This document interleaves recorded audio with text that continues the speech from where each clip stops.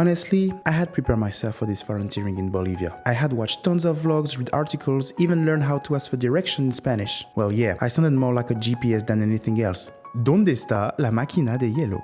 I don't even know why I learned that. The first days, well, they were kind of magical. The colors, the smells, people greeting you like you were family. Even the mosquitoes seems nice. Hola, mijo. I was in full-on discovery mode. I took pictures of dishes and posted them with authentic hashtag even though I had no idea what I was eating.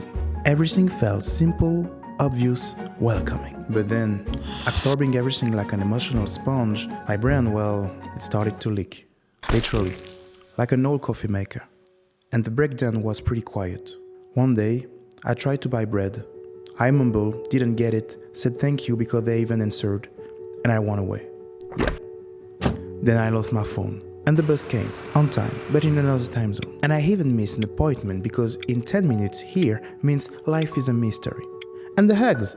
I had to hug everyone, absolutely everyone, even the mailman. Socially, I was down. Basically, my life had turned into an emotional escape game. Figuring out the unspoken rule, keeping up with the local pace, guessing if it's a joke or complaint, handling silences, and then that little voice. You're here to adapt, so you've got to manage. Thanks, inner voice. Nobody asked you. It wasn't a specular crash. It was a build-up, a Jenga of discomfort. And I ended up crashing, slowly. I slept badly, ate all over the place. I even turned into a machine saying sorry for stuff I didn't even understand. After a while, even saying hello became a mental effort. I was in diplomatic survival mode. Smile, adjust, fail, repeat. And despite all my efforts, I still felt out of sync. Other people's eyes, even kind ones, became a mirror of my coarseness.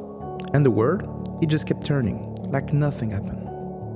So I pull out the 3R parachute. Refuel, rest, relationships. My mental trinity. I decide to eat sitting down, sleep more than 4 hours, and talk to at least one non-digital human per day, even if it was just the guy at the kiosk or my reflection in the window. Thanks to that, there were good days, but honestly, there were still a lot of bad ones. I isolate myself, avoid conversations, spend evening watching raclette or high-speed train videos. Yeah, I went through an emotional SNCF phase.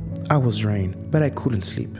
I adapt everything, even how cut vegetables. Tip for future volunteers, don't try fancy slicing while in culture shock.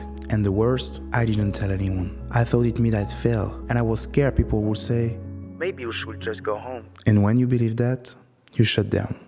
And then you shut down again. But if I'm telling you this today, it's because that fall isn't unbeatable. I managed to find little anchors, doing sports, cooking, even ugly stuff, eating hot meals, sitting down, on time, like a real functional adult. Well, almost. I joined an expat group, a crew of people like me, totally lost, willing to share and connect. Together, we explored nearby villages and even did one activity a week. And Coca Mate, certified antidote against high-altitude existential crisis. Oh, and I started writing, not to post, just to put my thoughts somewhere other than my head. And when I need it, I'd call my sister, just to exist, to hear a familiar and trusted voice. With all that, I realized I stopped trying to succeed at my mobility and had started to live it. And one Sunday, between two crowded buses, I breathed. For real. And I managed to fall asleep again. Over the weeks, I felt better. One day, I got a joke without translating. Another, I asked for direction without panicking. And without noticing, everything calmed down. I had found the final key to my inner escape game. I hadn't become Bolivian, but I wasn't a tourist anymore either. I was there, fully, with my contradiction, my heights and lows, on my own tempo. That's it.